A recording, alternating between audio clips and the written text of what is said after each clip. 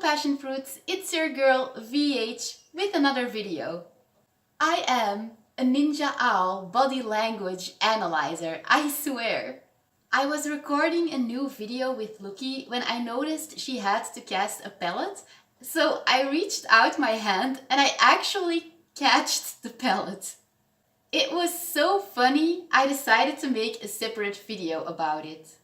So without further ado, let's watch me catch an owl's pellet all day and night.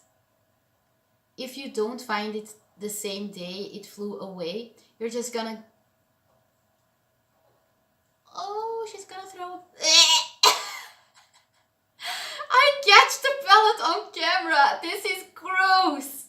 Oh my god, this is so gonna be a separate, super funny video. Ew, this is really disgusting. Creamy. I'm a ninja pellet catcher. Oh, look. Still clean. Doesn't even smell. Denk je mocht dat terug meenemen, ik kan die zoiets wel ontsmetten. Dat is het graafste stuk footage ooit. Misschien was dat het universum dat vond ik daar. Nee, je moet zoiets wel eens komen zien.